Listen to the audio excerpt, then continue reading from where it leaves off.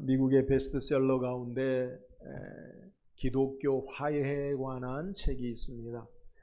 우리말로 번역되지는 않았는데 미국의 베이커 출판사에서 출간한 켄 샌디라는 분이 쓴 책이 있어요.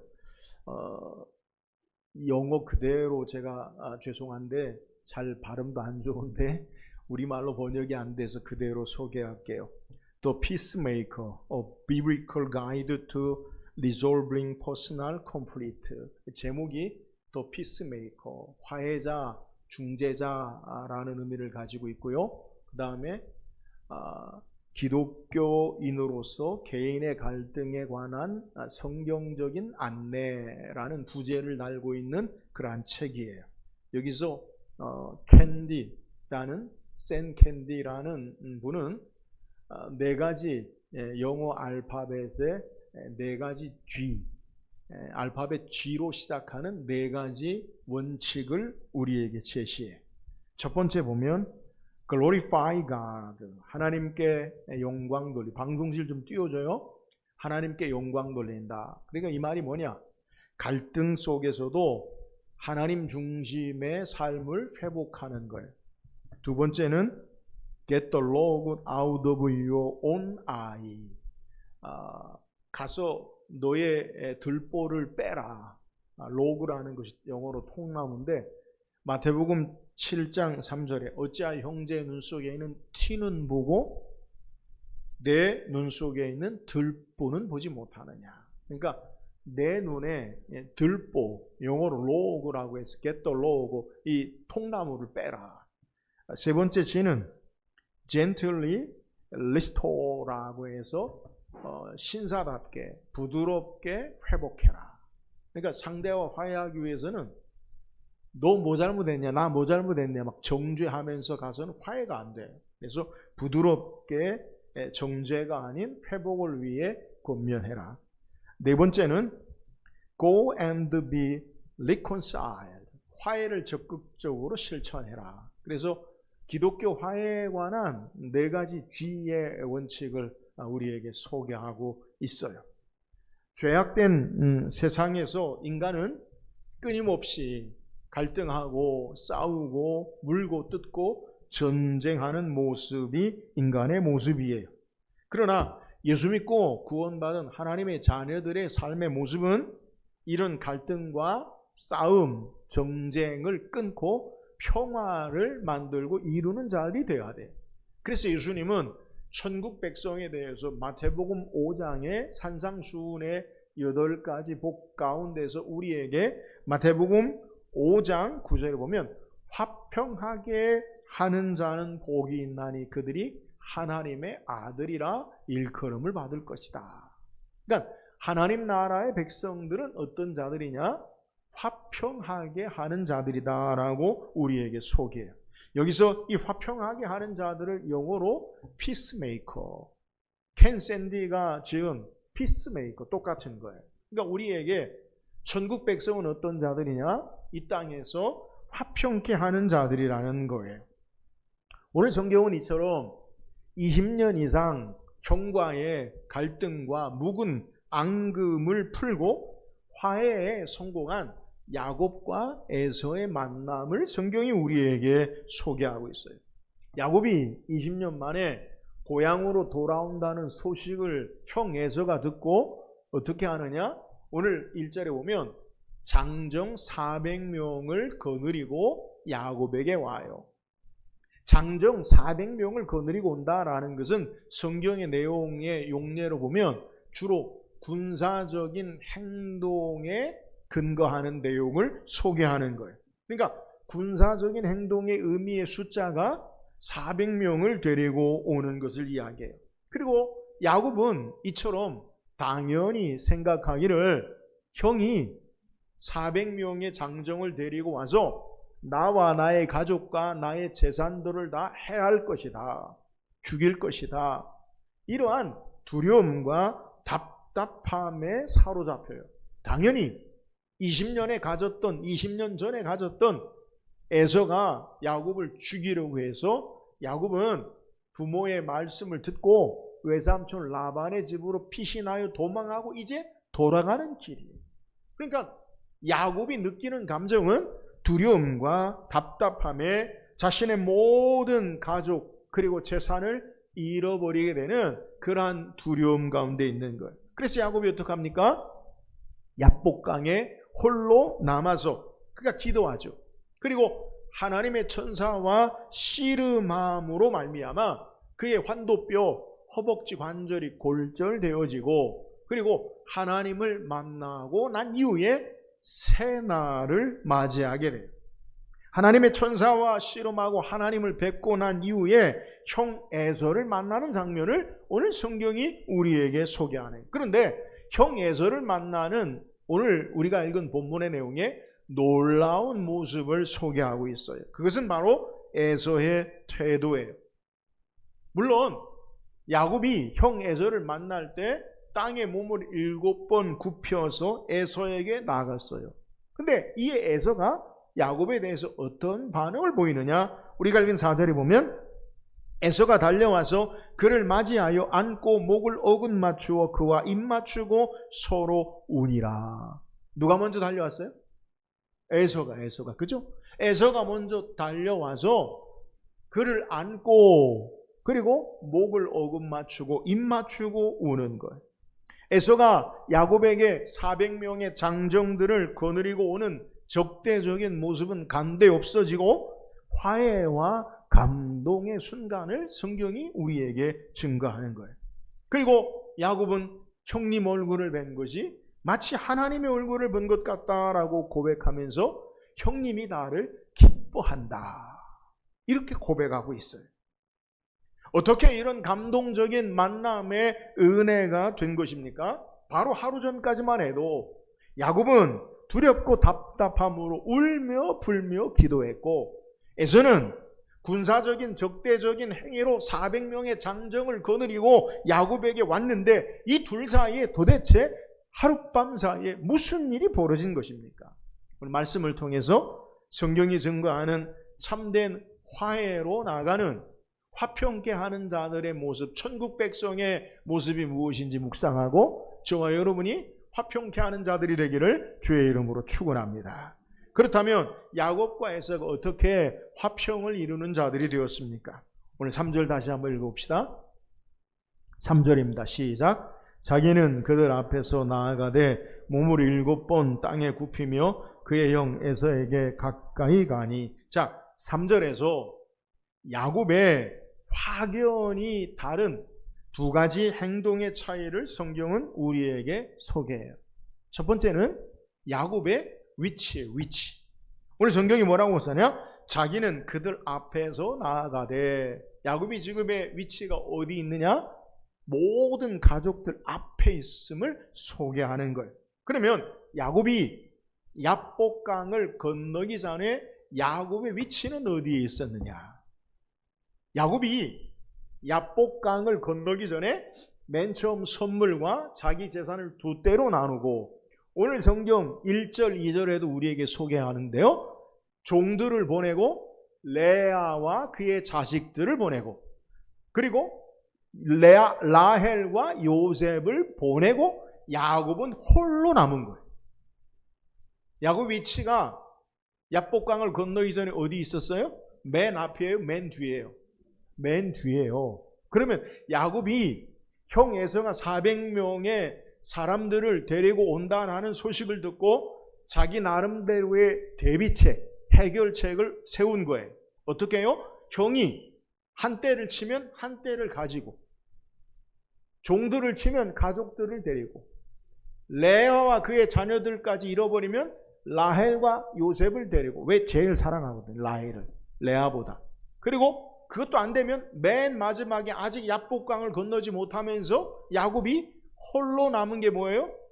나 혼자라도 살겠다. 다 치면 나 혼자. 그러니까 야곱이 치밀한 계산 안에 한 대를 치면 한 대를 가지고 레아를 치면 그 남은 라헬과 요셉을 데리고 라헬과 요셉도 아니면 나 혼자라도 야곱의 위치가요.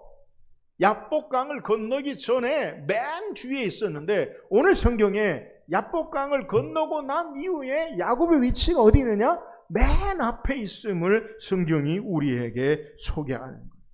또한 오늘 야곱이 에서를 향한 놀라운 자세를 소개하는데, 에서에게 몸을 7번 땅에 굽히며 가까이 나아가는 모습을 소개해요.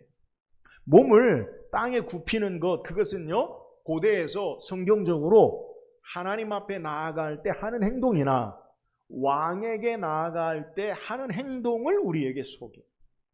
창세기 18장 2절에 보면 눈을 들어본 적 사람 셋이 맞은편에 서 있는지라 그가 그들을 보자 곧 장막문에서 달려나가 영접하며 몸을 땅에 굽혀. 아브라함이 사람의 모습으로 오신 하나님을 맞이할 때 몸을 땅에 굽혀서 그 하나님을 맞이하는 모습을 성경이 소개해요. 또 사무엘상 24장 8절에 보면 그 후에 다윗이 일어나 굴에서 나가 사울에 대해서 외쳐 이르되 내 주 왕이여 하매 사울이 돌아보는지라 다윗이 땅에 엎드려 절하고. 다윗이 사울 왕에게 대하여 행하는 모습이 뭐냐? 몸을 땅에 엎드려 절하는 거예요. 그러니까 사람이 몸을 땅에 엎드린다라는 것은 존경과 복종의 표현을 행하는 거예요. 마치 하나님 앞에, 마치 최고의 왕 앞에, 그 존재 앞에 몸을 땅에 굽히는 거예요. 근데 오늘 에서 앞에 야곱이 어떻게 했느냐? 자기 몸을 땅에 7번 굽혀 완전한 경배와 복종의 모습을 우리에게 보여주는 거예요. 그렇다면 우린 여기서 생각할 때 야곱이 처음부터 형에게 그러한 복종과 존경의 자세를 가지고 있었느냐? 그러지 않지요. 20년 전에 야곱이 형 에서를 어떻게 대우합니까? 에서가 들에 나가서 사냥하다가 배고파 돌아왔는데 야곱이 뭐를 써요? 팥죽을 써요. 에서가 제일 좋아하는 팥죽을 써요. 그리고 에서가 요구하죠. 나에게 팥죽 한 그릇 줘라. 형이 동생에게 팥죽 한 그릇 줘라. 그럼 일반적이라면 형 빨리 먹어. 배불리 먹어. 그런데 에서는 어떡합니까? 형의 장자권을 나에게 팔라. 그러면 주겠다. 거래하죠. 존경하고 복종하고 사랑한 것 전혀 상관이 없어요. 야곱이 에서에 대한 자세가 그렇다고요. 그리고 형과 아버지를 속여요. 자신의 축복을 얻기 위해 자기의 이기적인 욕심을, 욕망을 채우기 위해 자기가 원하는 것을 얻기 위해서는 수단과 방법을 가리지 아니하고 오직 야곱에게는 자기의 축복과 욕망과 삶을 향한 목적이 첫 번째인 사람이 야곱이었어요. 이유가 뭡니까? 자신이 형 에서보다 앞서길 원하는 삶의 모습을 갈망하는 거예요. 형이 축복을 받는 게 아니라 내가 축복을 받아야 되겠다. 형을 존경하고 복종하는 태도가 아니었어요. 그런데 지금 어떤 자세냐? 자신의 욕망과 자신의 축복과 안전이 첫 번째가 되지 아니하고 모든 가족 앞에서, 맨 앞에서 형을 맞이하며 몸에 땅을 얼굴에 대고 7번 굽혀 경배와 완전한 복종하는 겸손한 자세를 가지게 되는 모습을 우리에게 소개하는 거예요. 야곱에게 도대체 무슨 일이 일어난 겁니까? 야곱이 무엇이 그의 삶의 태도와 자세를 바뀌게 한 것입니까? 그건 바로 앞서서 야복강가에 홀로 남아 분이엘의 경험이 있잖아요. 야곱이 두렵고 답답하여 기도하며 하나님의 사자와 밤새 기도하고 어떻게 됩니까? 기도하고 끝났습니까? 그의 허벅지 관절이 골절되어지고, 여러분 허벅지 관절 우리가 말씀 묵상했어요. 인간의 삶의 중심, 힘의 중심, 모든 것이 부러졌어요. 그리고 이제 나의 힘과 지혜와 능력이 부서지고, 그리고 이제는 내가 절며 하나님 의지하며 사는 존재로 바뀌어지는 것, 하나님의 은혜로 하나님을 의지하며 사는 겸손한 삶으로 바뀐 이후에 그의 삶의 위치가 맨 뒤가 아니라 맨 앞이요, 형을 향한 경배와 복종의 겸손한 자세의 삶의 모습으로 바뀌어짐을 우리에게 소개하는 거예요. 오늘 우리의 신앙도 마찬가지. 우리가 살아계신 하나님을, 예수 그리스도를 인격적으로 만난 사람은 어떤 삶의 자세가 되어지느냐? 겸손한 삶의 자세가 되어져요. 왜요? 하나님의 크고 위대하심과 예수 그리스도의 놀라운 은혜와 사랑 앞에 나는 얼마나 무가치하고 아무것도 아닌 존재인 것을 알고 겸손한 자가 되어져요. 예수 그리스도의 십자가 앞에 내가 얼마나 죄 아닌 죄인인지, 내가 얼마나 연약한 자인지, 하나님이 아니고서는, 주의 은혜가 아니고서는 살 수 없는 자인지를 알고 겸손한 삶이 되어서 나를 주장하거나 나를 내세우지 아니하고 겸손한 존재가, 겸손한 자가 되어짐을 우리에게 소개하고 있는 거예요. 오늘 우리의 인간관계에서 왜 서로 갈등하고 싸웁니까? 자신을 주장하고 드러내기 때문에 그래요. 오늘 우리의 신앙의 삶에 우리의 모든 인간관계의 문제가 뭐냐? 우리가 서로를 향한 삶의 자세와 태도가 문제예요. 나를 높게 여기고 나를 주장하고 나만을 내세우고, 여러분 이게 문제예요. 오늘 야곱의 겸손의 모습이 뭐예요? 야곱은 천성적으로 겸손한, 본래적인 자연적인 성품에 겸손한 사람이 아니에요. 그가 처세술로 말미암아 위기를 모면하고자 지금 겸손한 태도를 가진 게 아니라 하나님을 인격적으로 만나고 하나님의 주권적 은혜 가운데 변화받은 성도의 모습을 우리에게 소개하는 거예요. 야곱이 이스라엘 되는 모습을 우리에게 소개하는 거예요. 하나님은 야곱을 꺾으시고 낮추신 후에 그의 형 에서와의 만남과 화해의 자리에 세우신 거예요. 겸손한 삶으로 그가 화해의 자리에 화평케 하는 자의 모습을 소개하는 거예요. 야고보 사도는 우리에게 야고보 4장 6절에 그러나도 큰 은혜를 주시나니 그러므로 일렀으되 하나님은 교만한 자를 물리치시고 겸손한 자에게 은혜를 주신다 하였느니라.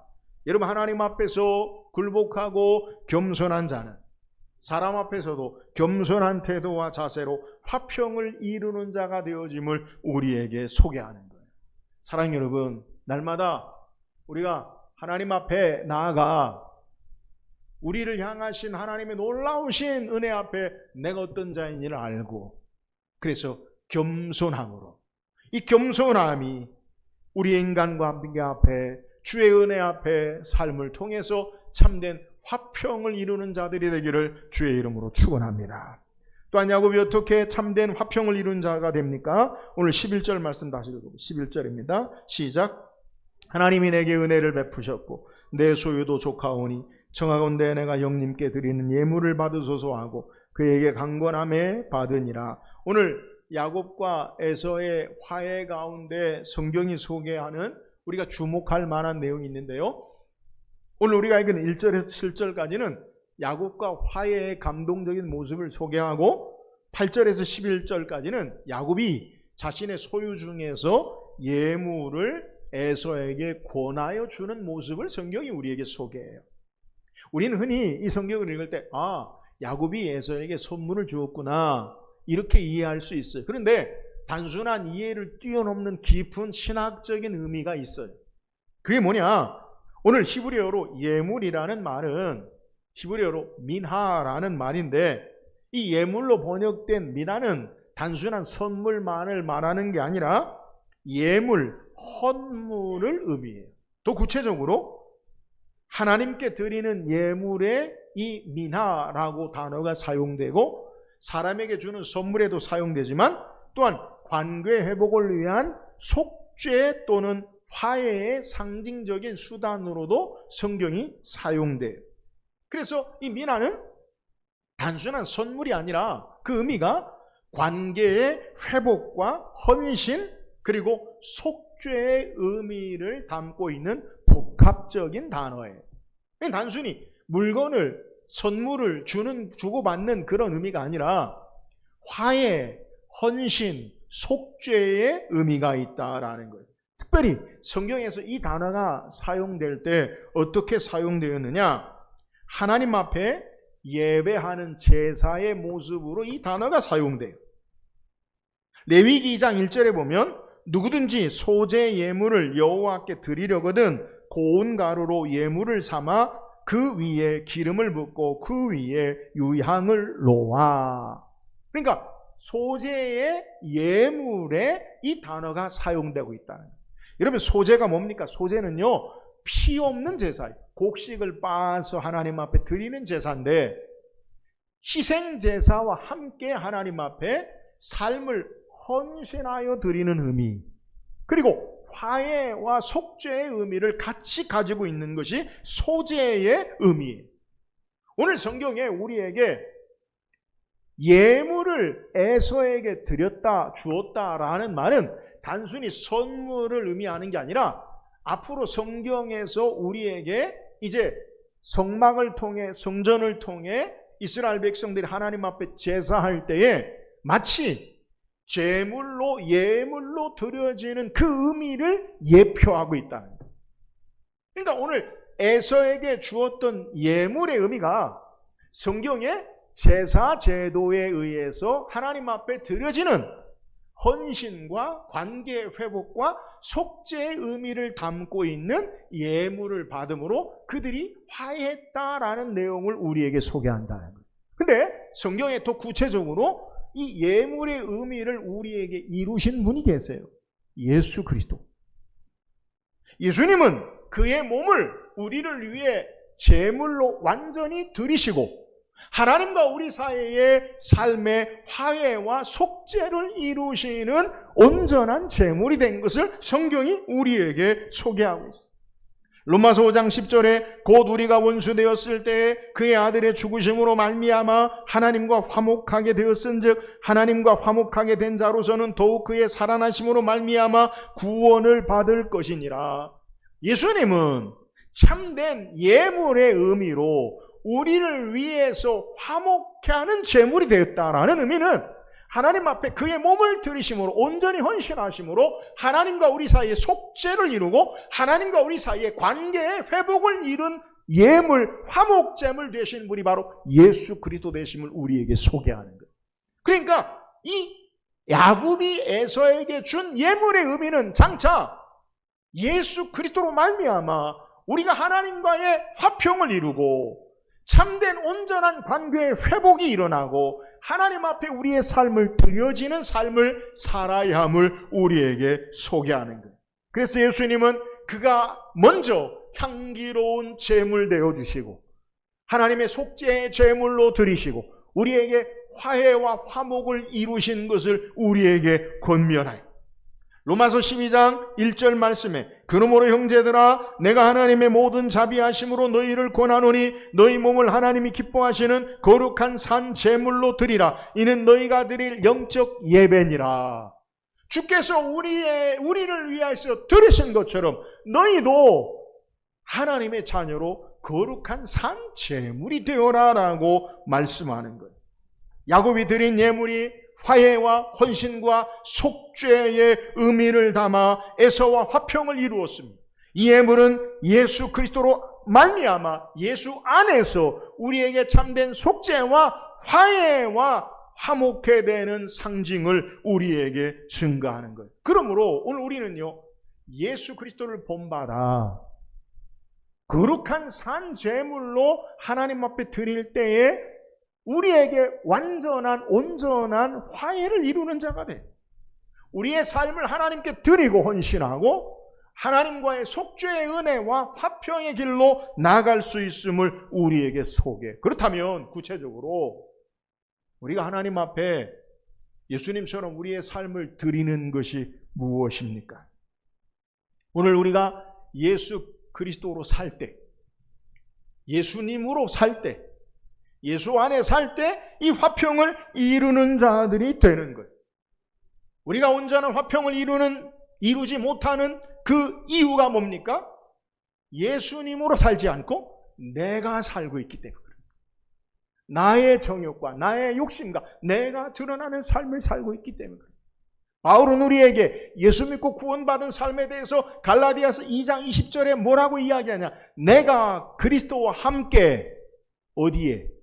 십자가에 못 박혔나니 그런즉 이제는 내가 사는 것이 아니요 예수께서 사신 것이라. 여러분 우리의 삶의 정체성이 뭡니까? 내가 사는 게 아니라는 거예요. 나의 옛 정과 욕심과 자아는 예수와 함께 십자가에 못 박고 이제는 내 안에 누가 사시느냐? 예수로 사는 거예요. 우리가 예수님과 함께 화목제물이 된다는 것은, 산제물이 된다는 것은 나의 정과 욕심을 하나님 앞에 내어드리고 내 삶에 예수님으로 살 때에 참된 화평을 이루는 자들이 되어짐을 우리에게 소개하는 거예요. 사랑하는 여러분, 날마다 나로 살지 말고 예수님으로 사는 저와 여러분 되기를 주의 이름으로 축원합니다. 여기에 참된 평화가 있어요. 나를 주장하고 내가 사니까요. 여러분 어디에 평화가 있겠어요? 여러분 예수 그리스도 말고는요 우리에게 참된 평화가 오지 않아요. 날마다 예수와 함께 우리의 삶을 십자가에 못 박고 예수 그리스도로 삶으로 참된 화평과 평화를 만드는 자들이 되기를 주의 이름으로 축원합니다. 또 우리가 어떻게 참된 평화를 이룹니까? 10절 읽어보세요. 10절입니다. 시작. 은혜를 입어 싸우면 청하건대 내 손에서 이 예물을 받으소서. 내가 형님의 얼굴을 배운즉 하나님의 얼굴을 본 것 같사오며 형님도 나를 기뻐하심이니이다. 자, 야곱은 에서에게 고백하기를 내가 형님의 얼굴을 본 것이 누구 얼굴을 본 것 같다고 이야기해요? 하나님의 얼굴을 본 것 같다고 해요. 하나님의 얼굴을 보고 형님에게도 은혜를 입었다. 그리고 형님도 기뻐하는 거다. 여러분 야곱이 고백하는 하나님의 얼굴을 본 것이 뭡니까? 바로 창세기 32장에 야곱이 야복 강가에서 기도하고 하나님의 사자와 그리고 그의 허벅지 관절이 위골되어지고 그리고 내게 축복하지 않으면 당신을 보내지 않겠습니다. 그리고 당신의 이름이 뭡니까? 어찌하여 내 이름을 묻느냐? 그리고 야곱을 이스라엘로 축복하고 야곱이 뭐라고 고백해요? 내가 하나님을 배웠다. 하나님을 배웠다. 이 고백을 하는 거예요. 여러분 하나님을 뵌다는 거 우리가 묵상한 대로 말씀을 들은 대로 살아계신 하나님, 거룩하신 하나님을 죄 있는 인생이 만났는데 야곱이 살았어요? 죽었어요? 살았어요. 하나님을 배웠고 사는 은혜를 입은 것, 이게 하나님의 얼굴을 뵌 것 같다는 것. 그리고 다시 야곱이 고백하기를 뭐라고 고백하느냐? 하나님의 얼굴을 뵌 것, 형님은 형님의 눈앞에서 은혜를 입었다. 하나님께의 화해의 삶의 길이, 하나님 앞에 야곱의 수직적인 화해의 길이 수평적인 하나님, 야곱과 에서의 수평적인 화해의 길로 은혜를 입은 것임을 우리에게 소개하고 있는 내용이에요. 야곱이 하나님의 얼굴을 뵙고 죽은 자, 망한 자가 아니라 산 자가 되는 은혜의 축복을 누렸어요. 내가 하나님과 대면하여 보았으나 내 생명이 보존되었다 함이라. 이 의미가 하나님을 뵌 거예요. 다시 야곱이 에서를 봤는데 에서가 야곱을 죽이려고 했는데 죽이지 않고 산자가 되었어요. 하나님의 얼굴을 뵙고 산자처럼 에서의 얼굴을 뵙고 살았어요. 하나님과의 바른 관계가 인간과의 바른 관계의 모습으로, 화해의 모습으로 나타남을 우리에게 소개하는 거예요. 야곱이 야복 강가에서 하나님을 본 것이나 지금 에서의 얼굴을 본 것은 병행 구절로 우리에게 소개하면서 하나님과의 화목해 한 자가 인간과의 관계에서도 화목해 되어짐을 우리에게 소개해요. 오늘 하나님과의 수직적 화해가 인간과의 수평적 화해 관계의 회복을 가능하게 만드는 근거가 되어지고, 우리는 하나님과의 화목한 자로서 인간관계 속에서 화목한 자로 살아야 함을 우리에게 소개하는 거예요. 그래서 레위기 19장 18절에 원수를 갚지 말며 동포를 원망하지 말며 내 이웃을 내 자신같이 사랑하라. 나는 여호와이니라. 하나님 백성으로 어떻게 사느냐?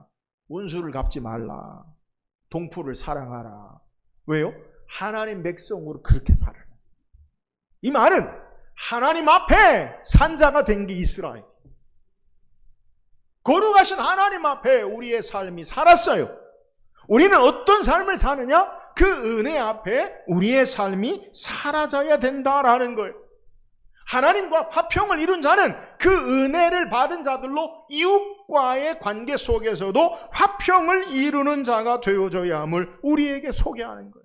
그래서 예수님은 천국 백성의 삶의 모습 가운데서 우리에게 화평케 하는 삶의 모습을 이야기할 때 마태복음 5장 23절 24절에 그러므로 예물을 제단에 드리려다가 거기서 내 형제에게 원망 드릴 만한 일이 있는 것이 생각나거든 예물을 제단 앞에 두고 먼저 가서 형제에 화목하고 그 후에 와서 예물을 드리라. 이 말의 의미가 뭐예요? 하나님과의 바른 관계, 화목의 관계가 이웃과의 바른 화목의 관계의 삶을 살라, 이것을 이야기하는 거예요. 자, 오늘 야곱이 하나님의 얼굴을 뵙고 은혜로 살았어요. 그 은혜가 이웃과의 관계, 형제와의 관계의 갈등을 없애고 화목케 하는 자로 삶을 사는 것으로, 은혜를 입은 것으로 우리에게 소개하는 거예요. 하나님과의 바른 관계는 이웃과의 바른 관계로 연결돼요. 우리는 어떻게 우리의 이웃과의 삶을 사느냐? 하나님께 은혜를 입은 자로, 하나님과의 바른 화목의 관계를 맺은 자로 이웃과의 바른 화목의 관계를 따라 살아야 함을 우리에게 소개해요. 예수님은 마태복음 18장에 우리와 하나님과의 관계를 얼마나 은혜를 받은 자의 모습으로 우리에게 수치적으로 보여주느냐. 어떤 사람이 주인에게, 왕에게 1만 달란트 빚졌다는 거예요. 한 달란트는 노동자가 20년 동안 계속 쓰지 않고 먹지 않고 일해서 얻어야 하는 그러한 돈의 모습이. 1만 달란트는요, 계산이 안 돼. 내 힘으로 노력해서 아무리 해도 벌 수 없는 금액이라는 거예요. 이 빚을 졌어요. 근데 왕 앞에, 주인 앞에 그 빚을 어떻게 갚겠느냐? 말하죠. 내 재산을 팔고 내 모든 가족들을 다 동원해서 내가 이 빚을 갚겠나요? 근데 그거는 갚을 수 없죠. 근데 성경에 보면 주인이 불쌍히 여겨서 탕감해줘요. 핵심이 왕이, 주인이 불쌍히 여기 탕감해줬어요. 자, 불쌍히 여김을 받았어요. 은혜를 입었어요. 근데 밖에 나가서 친구를 만났어. 근데 친구는 어떤 친구냐? 100데나리온 빚진 자. 한 데나리온 노동자 하루 품삯. 1만 달란트와 100데나리온은요 비교가 안 돼, 수치적으로. 근데 그 동물을 붙잡고 자기 돈을 안 갚는다고 그를 옥에 가둬 넣어버려요. 다시 친구들이 이야기해서 왕 앞에 1만 달란트 100데나리온 빚진 자를 옥에 가두었던 그 사람을 소환해요. 그리고 말하기를 내가 너에게 이같이 너를 불쌍히 여겨 탕감하여 주었은즉 너는 왜 내 친구를 불쌍히 여기지 않느냐. 여러분, 이 의미가 뭐예요? 우리는 하나님 앞에 예수 믿고 구원받은 자들은 우리의 삶에 갚을 수 없는 은혜를 입은 자로 하나님 앞에 산다는 거예요. 여러분, 우리가 하나님 앞에 갚을 수 없는 엄청난 놀라운 은혜와 빚을 진 자예요. 그러므로 그 은혜 앞에 우리와의 인간적인 삶의 관계 속에서 삶을 확대해 살아야 돼요. 내가 은혜를 입었어요. 은혜를 입은 자로 살아야 돼요. 여러분, 누구도 하나님 앞에 의롭다 자기를 내세우고 인정할 사람이 없어요. 다시 인간관계 속에서 나는 너보다 옳다, 그런데 절대적인 의의가 있는 인생은 없어요. 나는 착하다, 선하다, 너는 악하다, 내가 손해를 봤다. 그런데 인간이 절대적인 선을 가진 인간은 없어요. 성경이 말하는 인간의 선포, 인간의 모습이 뭐예요? 모든 사람이 죄를 범하였으며 하나님의 영광에 이르지 못하다니. 모든 사람이 죄인이에요. 자기를 옳다, 의롭다라고 주장할 인생이 없어요. 우리는 하나님의 은혜로 말미암아 사는 자들이에요. 그러므로 내가 옳다, 내가 착하다, 선하다, 너는 악하다, 그렇게 정죄하고 비난할 수 있는 자격이 있는 인생은 없어요. 우리가 할 수 있는 것은 하나님 앞에 1만 달란트 빚진 자로 하나님이 우리를 불쌍히 여겨 은혜를 베푼 것처럼 우리의 삶 가운데 100데나리온 빚진 자예요. 아무것도 아닌 자예요. 불쌍히 여기며 사는 삶의 모습을 살아야 돼요. 그래서 바울은 구원받은 하나님의 자녀의 백성으로 인간관계 속에서 참된 신앙의 모습을 이렇게 이야기합니다. 에베소 4장 31절 32절에 보니까 너희는 모든 악독과 노함과 분냄과 떠드는 것과 비방하는 것을 모든 악의와 함께 버리고. 우리가 어떻게 해야 돼요? 악독과 노함과 분냄과 떠드는 것과 비방하는 것을 모든 악의와 함께 버리라. 은혜를 입은 자로, 하나님 앞에 1만 달란트 빚진 자의 은혜를 입은 자로, 하나님을 뵌 자로 살았잖아요. 하나님의 얼굴을 뵙고 살았잖아요. 죽지 않고. 은혜를 입은 자로 이렇게 살고, 그 은혜를 어떻게 실천하느냐. 에베소 4장 32절에 서로 친절하게 하며 불쌍히 여기며 서로 용서하기를 하나님이 그리스도 안에서 너희를 용서하심과 같이 하라. 우리 어떻게 해야 돼요? 서로 친절하게 하고 불쌍히 여기며 서로 용서하기를 하나님이 그리스도 안에서 우리를 용서하심과 같이 하라. 여러분, 이 삶이 바로 하나님의 얼굴을 뵙고 은혜로 사는 자가 인간관계의 삶 속에서 사는 자, 평화를 이루는 삶의 길임을 우리에게 소개하고 있는 내용이에요. 여러분이 하나님의 얼굴을 뵙고 살았어요. 은혜를 입은 자예요. 그 은혜 앞에 인간관계 속에 서로를 불쌍히 여기고 친절하게 하고 주께서 우리를 용서하심 같이 용서하는 참된 화평을 이루는 저와 여러분 되기를 주의 이름으로 축원합니다. 오늘 성경 우리에게 참된 화평을 이루는 천국 백성의 삶의 모습을 소개해요. 화평케 하는 자는 복이 있나니 저희가 하나님의 아들이라 일컬음을 받을 것이요. 여러분, 천국 백성은 세상 사람과 달라요. 우리는요, 싸우고 분열하고 전쟁하고 물고 뜯고 망하는 자들이 아니라 화평케 하는 자들이 하나님의 자녀예요. 그럼 우리가 어떻게 참된 화평을 이룹니까? 예수 그리스도 앞에, 하나님 앞에 내가 어떤 자임을 알고, 자인 줄 바로 알고 겸손한 삶의 자세와 태도로 우리의 삶이 살아야 돼요. 자기를 주장하고 드러내지 마세요. 하나님 앞에 우리는 먼지와 재 같은 존재. 하나님 앞에 겸손함으로, 인간과의 삶에 겸손함으로 참된 화해와 화평을 이루는 저와 여러분 되기를 주의 이름으로 축원합니다. 우리가 어떻게 참된 화해와 화평을 이루는 자가 됩니까? 예수 그리스도가 우리의 참된 예물 되었어요. 그분이 우리를 삶을 하나님 앞에 다 드리고 하나님과의 속죄 제사로 화해를 이룸으로 참된 평화를 주셨어요.